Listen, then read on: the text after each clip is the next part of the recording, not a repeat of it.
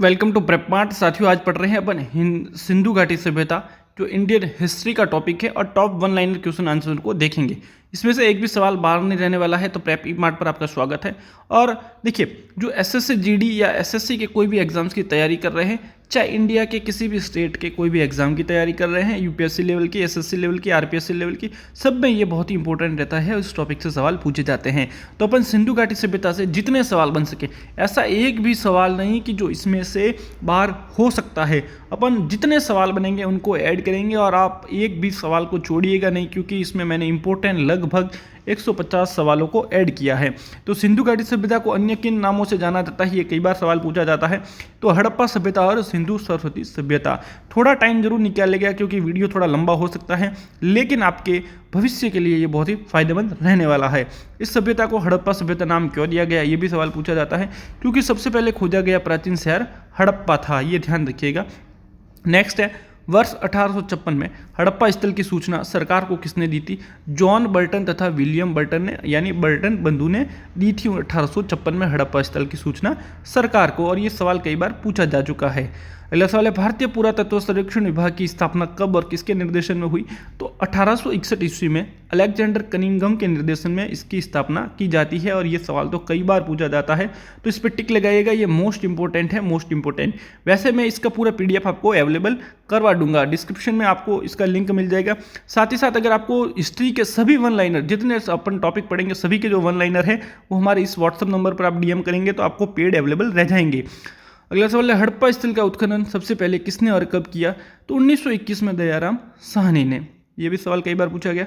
मोहनजोदड़ो स्थल की खोज किसने और कब की? तो 1922 ईस्वी में राखलदास बनर्जी ने। मैं एक भी सवाल पीछे नहीं छोड़ूंगा। अगर एसएससी जीडी के स्टूडेंट, एसएससी एमटीएस के स्टूडेंट मेरे साथ जुड़े तो पूरा जुड़ जाइएगा। आपको जो भी हेल्प चाहिए आप हमें सीधा कॉल कर सकते हैं, हमारे व्हाट्सअप नंबर भी आपको दे रखे हैं। हड़प्पा स्थल वर्तमान में कहाँ और किस नदी के किनारे स्थित है?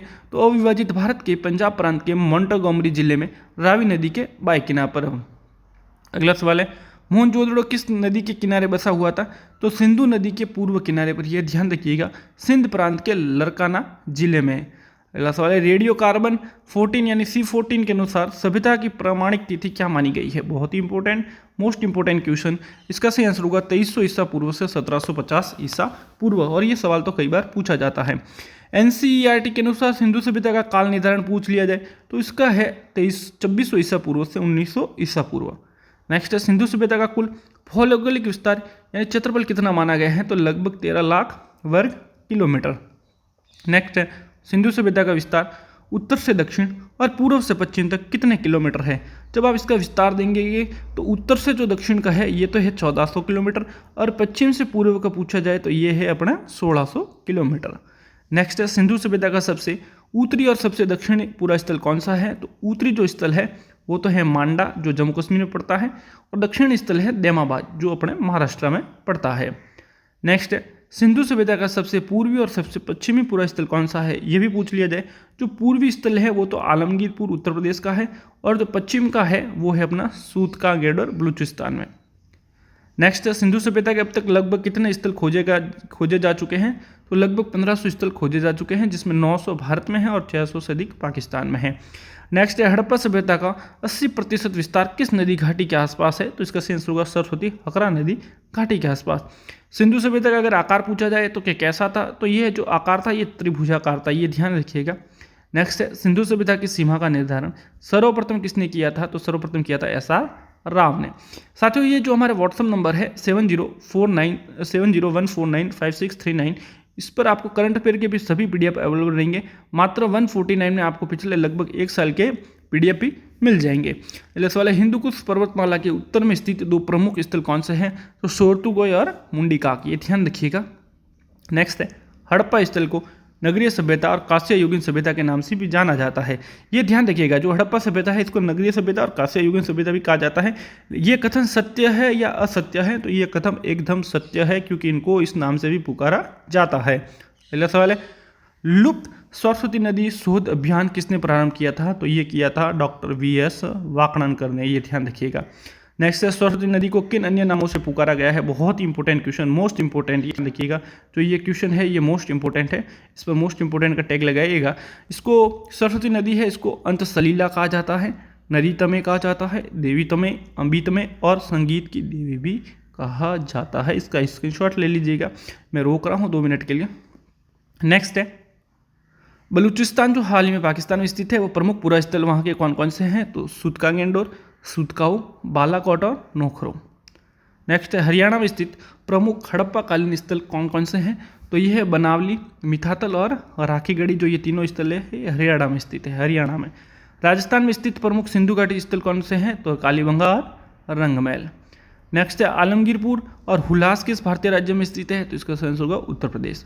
नेक्स्ट है रंगपुर, लोथल, धोलावीरा और सूरकोटड़ा किस राज्य के प्रमुख स्थल है? तो इसका आंसर होगा गुजरात। साथियों, जब आप इस वीडियो को देख रहे हैं तो इसके पूरे सवालों को देखिएगा, क्योंकि इसमें से हमेशा 1-2 सवाल तो पूछे जाते हैं और ये बहुत ही इंपॉर्टेंट है। हड़प्पा नामक पूरा स्थल पाकिस्तान के किस प्रांत और जिले में स्थित है? तो इसका सही आंसर होगा पंजाब प्रांत के मोंटगोमरी जिले में, रावी नदी के बाएं तट पर। नेक्स्ट, हड़प्पा के टीलों के बारे में सर्वप्रथम 1826 ईस्वी में किसने जानकारी दी थी? तो चार्ल्स मैसन ने, ये ध्यान रखिएगा, चार्ल्स मैसन ने। नेक्स्ट है हड़प्पा का नियमित उत्खनन 1921 में किसके नेतृत्व में शुरू हुआ? तो दयाराम साहनी के नेतृत्व में। नेक्स्ट है हड़प्पा के दुर्ग टीले को व्हीलर ने क्या संज्ञा दी है? जो व्हीलर कहता है इसको माउंट एबी कहता है। क्या कहता है? Mount AB. नेक्स्ट है हड़प्पा में आवास क्षेत्र के दक्षिण में स्थित कब्रिस्तान को क्या नाम दिया गया है? तो इसको नाम दिया गया है कब्रिस्तान H या फिर R37। नेक्स्ट है स्त्री के गर्भ से निकलते हुए पौधे वाली मरण मूर्ति जो है वो कहाँ से प्राप्त हुई है? तो ये हुई है हड़प्पा से। नेक्स्ट है लकड़ी के ताबूत में शवाधान के साक्ष्य कहाँ से मिले हैं? तो ये मिले हैं हड़प्पा से। मैंने इस सिंधु घाटी सभ्यता का जो टॉपिक है उससे एक भी सवाल नहीं छोड़ा है, चाहे छोटा हो चाहे बड़ा हो, मैंने सबको ऐड किया है, लेकिन 1 लाइनर में ऐड किया है ताकि स्टूडेंट्स को जल्दी याद हो सके। सर्वाधिक लेख युक्त मुहरें कहाँ से प्राप्त हुई है? तो हड़प्पा से हुई है, लेकिन ध्यान रखिएगा सर्वाधिक मुहरें मोहनजोदड़ो से मिली, लेकिन लेख युक्त पूछा जाए तो लेख युक्त मिली वो हड़प्पा से मिली थी। तो सर्वाधिक तो मोहनजोदड़ो से, लेकिन लेख युक्त पूछा जाए तो वो हड़प्पा से। अगला सवाल देखें कि हड़प्पा स्थल में मनुष्य के साथ किस जानवर के अस्थि पंजर मिलने के साक्ष्य मिले हैं? तो इसका आंसर होगा बकरे के। अगला सवाल है मोहनजोदड़ो का सिंधी भाषा में शाब्दिक अर्थ क्या होता है? तो इसका अर्थ होता है मृतकों का टीला। यह सवाल तो कई बार छोटे मोटे एग्जाम्स में पूछा जाता है। जो SSC GD के हैं वो स्टूडेंट्स जो मेरे से जरूर जुड़े। मोहनजोदड़ो की सर्वप्रथम खोज 1922 में किसने की थी? तो राखलदास बनर्जी ने, जैसे कि अपन ने ऊपर भी पढ़ा। मार्शल ने मोहनजोदड़ो के किस निर्माण को तत्कालीन विश्व का आश्चर्यजनक निर्माण कहा है? तो यह था विशाल स्नानागार। नेक्स्ट है मोहनजोदड़ो की सबसे बड़ी इमारत कौन सी थी? तो विशाल अन्नागार। ये ध्यान रखिएगा, विशाल अन्नागार मोहनजोदड़ो की सबसे बड़ी इमारत थी। कांस्य धातु से निर्मित नर्तकी की मूर्ति और प्रस्तर की योगी यानी पुजारी की मूर्ति कहाँ से मिली है? तो ये भी मिली है मोहनजोदड़ो से। किस विद्वान को मोहनजोदड़ो के कंकालों में मलेरिया के साक्ष्य मिले हैं? बहुत ही इंपॉर्टेंट, ये सवाल कई बार पूछा गया है कि मलेरिया के साक्ष्य हैं वो किसको मिले थे? तो KUR कैनेडी को मोहनजोदड़ो के कंकालों में जब इन्होंने रिसर्च किया तो इनको मलेरिया के साक्ष्य भी मिले। कालीबंगा राजस्थान के किस जिले में है और किस नदी के किनारे स्थित है? बहुत ही अच्छा सवाल। कालीबंगा राजस्थान के हनुमानगढ़ जिले में घग्गर नदी के किनारे हैं। इसको प्राचीन सरस्वती नदी भी कहते थे। कालीबंगा की खोज सर्वप्रथम 1952-53 में किसने की थी? तो अमलानंद घोष ने। ये ध्यान रखिएगा, बहुत ही इंपॉर्टेंट।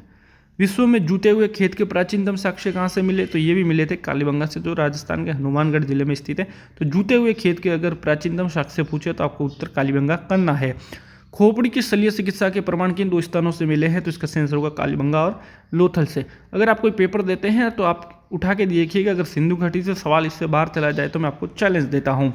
डॉक्टर दशरथ शर्मा ने किस स्थल को सिंधु सभ्यता की तीसरी राजधानी कहा है? तो डॉक्टर दशरथ शर्मा ने जो कालीबंगा स्थल है उसको सिंधु सभ्यता की तीसरी राजधानी कहा था। नेक्स्ट है स्वतंत्रता के पश्चात भारत में खोजा गया एवं उत्खनित प्रथम स्थल कौन सा है? तो इसका सही आंसर होगा रोपड़, जो पंजाब में है। नेक्स्ट है रोपड़ में मानव की कब्र के साथ किस जानवर को दफनाने के प्रमाण मिले हैं? तो सही आंसर होगा कुत्ते के। नेक्स्ट है सिंधु सभ्यता का प्रमुख व्यापारिक केंद्र लोथल किस नदी के किनारे स्थित है? तो ये है भोगवा नदी के किनारे, गुजरात में। SR राव ने किस स्थल को लघु हड़प्पा या लघु मोहनजोदड़ो कहा है? तो ये कहा है अपने लोथल को। नेक्स्ट है अग्नि वेदिकाओं के साक्ष्य किन 2 प्रमुख स्थलों से मिले हैं? तो ये भी सवाल कई बार पूछा जाता है कि अग्नि वेदिकाओं के साक्ष्य कहाँ से मिले हैं? तो कालीबंगा और लोथल दोनों जगह से इसके साक्ष्य मिले हैं। हड़प्पा लिपि के बदाई सबाई लिखे जाने के प्रमाण कहाँ से मिले हैं? तो ये मिले हैं कालीबंगा के, क्योंकि एक ठीकरे पर उत्कथित लेख से ऐसा प्रतीत होता है। नेक्स्ट देखिए कि तांबे की कुल्हाड़ी किस पूरा स्थल से प्राप्त हुई है? तो जो तांबे की कुल्हाड़ी है वो रोपड़ से प्राप्त हुई है। नेक्स्ट है लोथल में मिली वह कौन सी संरचना है जिसे हड़प्पा की सबसे विशाल संरचना माना जाता है, तो वो है बंदरगाह डॉकयार्ड, जिसको गोदीवाड़ा भी बोलते हैं, ध्यान रखिएगा। ये लोथल से मिली है। लोथल में मकानों के दरवाज़ों की क्या विशेषता थी, तो जो लोथल के मकान थे वहाँ दरवाजे जो की गली होती थी, वो दरवाजे होते थे वो गली की ओर न खुलकर मुख्य सड़क की ओर खुलते थे। ये गली की ओर नहीं खुलते थे बल्कि मुख्य सड़क की ओर खुलते थे, और ये वहाँ के मकानों के दरवाजों की विशेषता हुआ करती थी। दिशा सूचक यंत्र और फारस की मूर के साक्ष्य कहाँ से प्राप्त हुए हैं, तो इसका सही आंसर भी लोथल होगा। नेक्स्ट है राखी गढ़ी की खोज 1969 में किसने की थी, तो जो राखी गढ़ी पड़ता है ये हरियाणा में पड़ता है, और इसकी खोज की थी सूरजभान ने। नेक्स्ट है भारत में स्थित सिंधु सभ्यता का सबसे बड़ा स्थल कौन सा है, तो इसका सही आंसर होगा राखी गढ़ी। नेक्स्ट है पिट्ठू खेल के साक्ष्य किस पूरा स्थल से मिले हैं, बहुत ही इंपॉर्टेंट, ये है राखी गढ़ी से, ध्यान रखिएगा। नेक्स्ट चनूद्रुड़ों की खोज 1931 में किसने की थी, तो इसकी खोज की थी एन.जी. मजूमदार ने। एन.जी. मजूमदार ने चनूद्रुड़ों की खोज की थी 1931 ईस्वी में। नेक्स्ट है सिंधु सभ्यता के किस स्थल से लिपस्टिक के साक्ष्य मिले हैं, यानी सौंदर्य प्रसाधन जो लिपस्टिक होती है उसका साक्ष्य मिला है चनूद्रुड़ों से, और ये सवाल तो कई बार परीक्षाओं में पूछा गया है। धोलावीरा गुजरात के किस जिले में स्थित है, तो इसका आंसर होगा कच्छ जिले में। नेक्स्ट है सिंधु सभ्यता का वह एकमात्र स्थल कौन सा है जो 3 भागों में बांटा हुआ है, यानी दुर्ग क्षेत्र भी है, दुर्ग क्षेत्र, मध्यम नगर और निचला नगर, तो ये एकमात्र स्थल है वो है धोलावीरा। नेक्स्ट है धोलावीरा से प्राप्त वह कौन सा साक्ष्य है जो अनूठी जल प्रबंधन व्यवस्था को दर्शाता है, तो विशाल जलाशय जो है वो यहाँ से 16 छोटे बड़े जलाशय मिले हैं, तो ये धोलावीरा से प्राप्त साक्ष्य है जो अनूठी जल प्रबंधन व्यवस्था को दर्शाता है। विश्व के सबसे बड़े प्राचीन खेल के मैदान के साक्ष्य कहाँ से मिले हैं, तो जो स्टेडियम का साक्ष्य मिला है वो मिला है धोलावीरा से। मोस्ट इंपॉर्टेंट यहाँ देखिएगा, अगर पूछा जाए कि स्टेडियम के साक्ष्य कहाँ से मिले हैं तो ये धोलावीरा से मिले हैं। नेक्स्ट 10 बड़े अक्षरों वाला सबसे लंबा अभिलेख कहाँ से प्राप्त हुआ है, तो ये प्राप्त हुआ है धोलावीरा से। नेक्स्ट है धोलावीरा को यूनेस्को की विश्व धरोहर सूची में कब शामिल किया गया, तो इसको किया गया धोलावीरा को 27 जुलाई 2021 में, और ये भारत का 40वां विश्व धरोहर स्थल है। नेक्स्ट है खगोलीय वेधशाला के साक्ष्य कहाँ से मिले हैं, तो एस्ट्रोनॉमिकल जो ऑब्जर्वेटरी है उसके जो साक्ष्य मिले हैं वो मिले हैं धोलावीरा से। नेक्स्ट सिंधु सभ्यता का वह कौन सा नगर है जहाँ कोई भी रक्षा प्राचीर नहीं मिली है, यानी कोई भी तरह की किलेबंदी नहीं थी, तो वो है चनूद्रुड़ो। नेक्स्ट है सिंधु सभ्यता में ग्रिड पद्धति पर आधारित सड़कों को क्या कहा जाता था, तो इसको कहा जाता था ऑक्सफोर्ड सर्कस, ध्यान रखिएगा ऑक्सफोर्ड सर्कस। नेक्स्ट है पंचतंत्र की कहानी कि चित्र के साक्ष्य कहाँ से मिले हैं, तो ये मिले हैं लोथल से और मृद्धभांड पर मिले हैं। अगला सवाल है रॉक कट यानी शैलकृत जलकुंड के प्राचीनतम प्रमाण कहाँ से मिले हैं, तो ये भी धोलावीरा से मिले हैं। नेक्स्ट है क्षेत्रफल की दृष्टि से सिंधु सभ्यता के नगरों का अवरोही क्रम यानी बड़े से छोटा क्या है, तो गनेरीवाला, हड़प्पा, मोहनजोदड़ो, ये तो आपके ऑप्शन में दिया होगा तो उसमें से आपको देख के करना है। नेक्स्ट है गोमुख के प्याले कहाँ से मिले हैं, राजस्थान अध्ययन की कक्षा 6 के अनुसार जो है वो कालीबंगा से मिले हैं, ध्यान रखिए गोमुख के प्याले मिले हैं कालीबंगा से। नेक्स्ट है सिंधु सभ्यता के भवनों में प्रयुक्त ईंटों की लंबाई, चौड़ाई और मोटाई का अनुपात क्या था, तो इसका अनुपात था 4:2:1। नेक्स्ट है मोहनजोदड़ो की विशाल स्नानागार की माप, लंबाई, चौड़ाई और गहराई क्या है, जब आप मोहनजोदड़ो के विशाल स्नानागार के माप को देखते हैं तो ये 39 फीट लंबा है, 23 फीट चौड़ा है और ये 8 फीट डीप में है यानी गहरा है। हड़प्पा सभ्यता में नालियों की जुड़ाई और प्लास्टर में किन पदार्थ का उपयोग मिलता है, तो मिट्टी, चूने और जिप्सम का। सूतकांगे डोर की खोज 1927 ईस्वी में किसने की थी, तो R.L. स्टाइन ने की थी। नेक्स्ट है रंगपुर किस नदी के किनारे स्थित है और इसके उत्खननकर्ता कौन थे, तो जो रंगपुर गुजरात में पड़ता है, ये मादिर नदी के किनारे थे और माधव स्वरूप वत्स इसके उत्खननकर्ता थे। कोट दीदी का उत्खनन किसके द्वारा किया गया, तो जो कोट दीदी है इसका उद्घाटन किया गया G.S. धुर्रे द्वारा। नेक्स्ट है आलमगीरपुर किस नदी के तट पर स्थित है, तो यह हिंडन नदी के तट पर स्थित है, मेरठ उत्तर प्रदेश में। सूरकोटड़ा की खोज किसने की थी, तो इसकी की थी जगपति जोशी ने 1972-75 ईस्वी में। नेक्स्ट है बनावली किस नदी के किनारे स्थित है, जो हिसार हरियाणा में पड़ता है, तो जो बनावली है वो रंगोई यानी सरस्वती नदी के किनारे। देमाबाद किस नदी के किनारे स्थित है, तो ये देमाबाद है प्रभा नदी के किनारे। मांडा किस नदी के किनारे स्थित है और इसके उत्खननकर्ता कौन थे, तो जो मांडा के जो है वो चिनाब नदी के किनारे मधुबाला एवं J.P. जोशी इसके उत्खननकर्ता हुआ करते थे। सूतकाकोह और बालाकोट की खोज क्रमशः किसने की, तो अगर सूतकाकोह का पूछा जाए तो डेल्स और बालाकोट का पूछा जाए तो जॉर्ज F. डेल्स ने। नेक्स्ट है संगोल का उत्खनन किसके द्वारा किया गया, तो जो इसका किया गया SS. तलवार और रविंद्र सिंह बिष्ट द्वारा। नेक्स्ट है मालवण किस नदी के किनारे स्थित है? जो मालवण काठियावाड़ी गुजरात में है तो ये है ताप्ती नदी के किनारे। कुणाल जो हरियाणा में है, इसका उत्खनन 1974 ईस्वी में किसके नेतृत्व में हुआ? तो जगबती जोशी और रविंद्र सिंह बिष्ट के नेतृत्व में। भगतराव किस नदी के किनारे स्थित है? तो यह है नर्मदा नदी के किनारे, भरूच गुजरात में। अलाहादीनों की खोज 1982 ईस्वी में किसने की थी? तो WA फेयर सर्विस ने, जो पाकिस्तान में पड़ता है अलाहादीनों।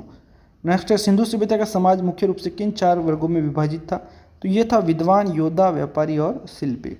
साथियों, जो हिस्ट्री के मैं जितने भी आपको वन लाइनर पढ़ाऊंगा, अपन लगभग 15-20 दिन में सभी टॉपिक को क्लियर कर देंगे, क्योंकि SSC और अन्य परीक्षा की दृष्टि से बहुत ही महत्वपूर्ण है।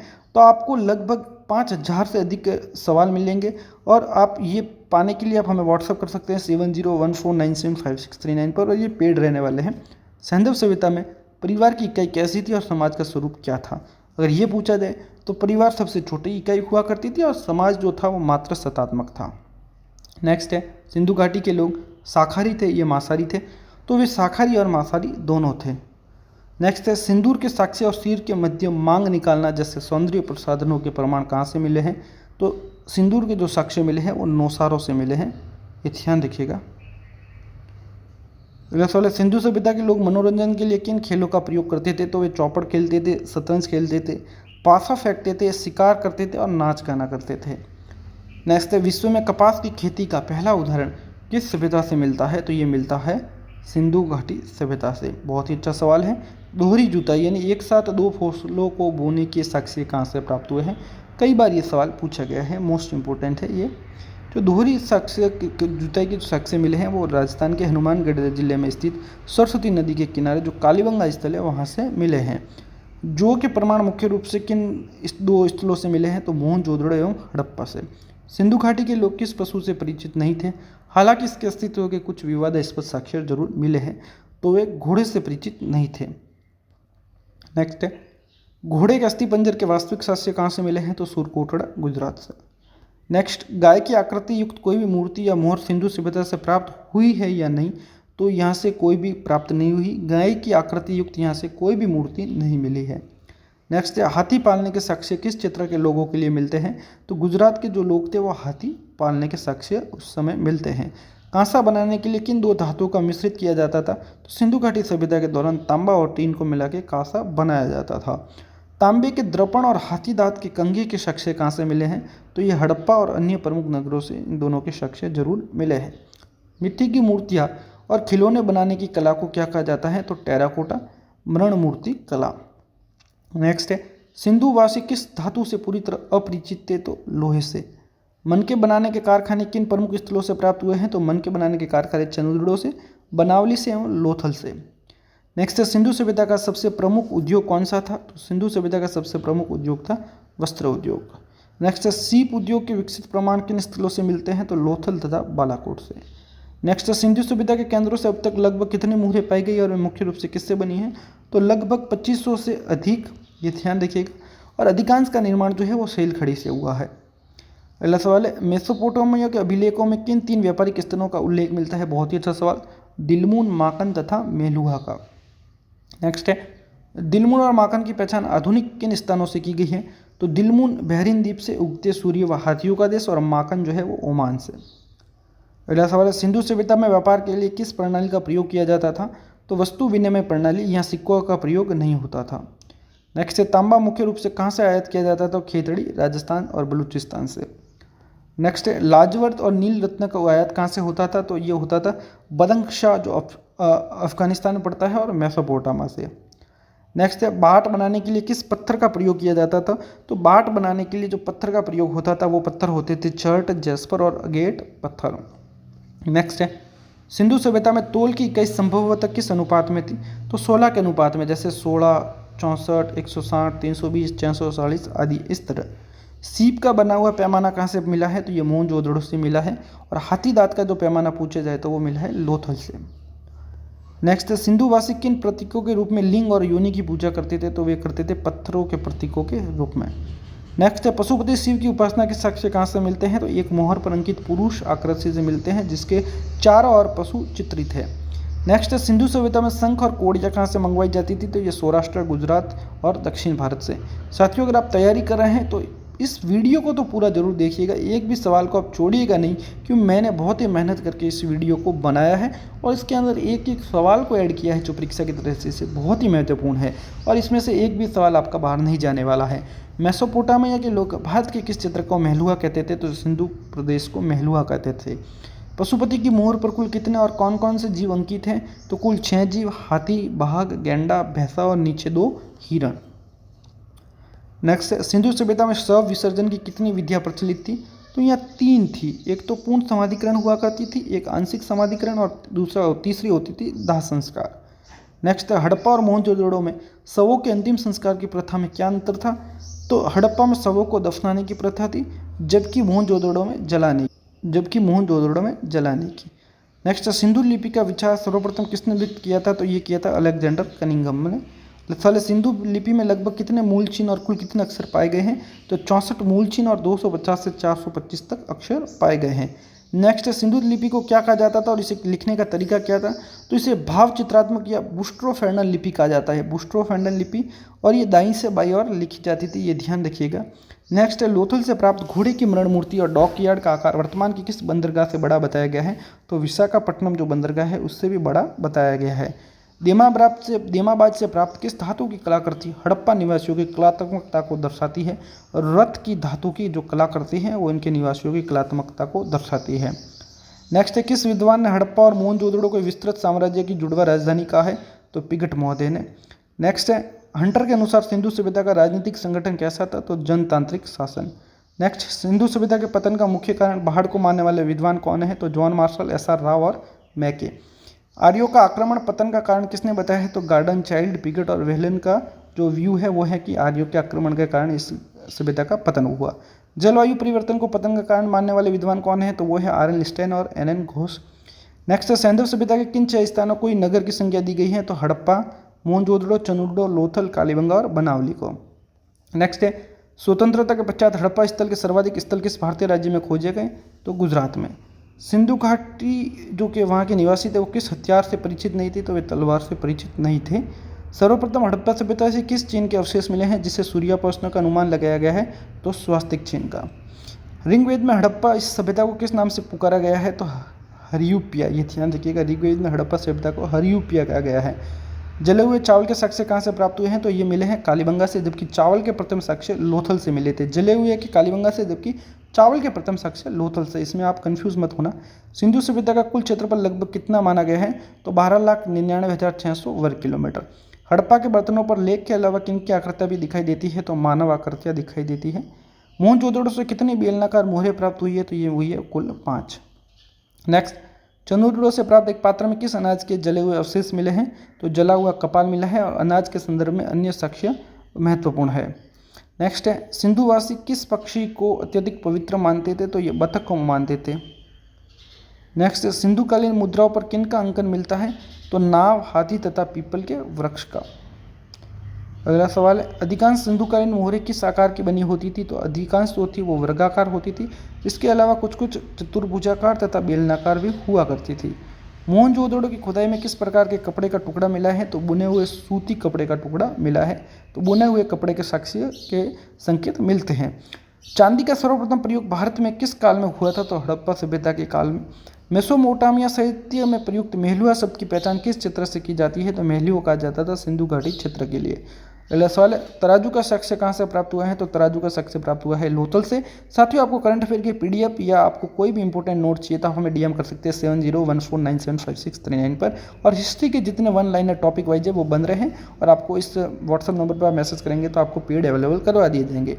नगर योजना में सड़कों को एक दूसरे को समकोण पर काटने की पद्धति को क्या कहा जाता था? तो ग्रिड पद्धति या जाल पैटर्न।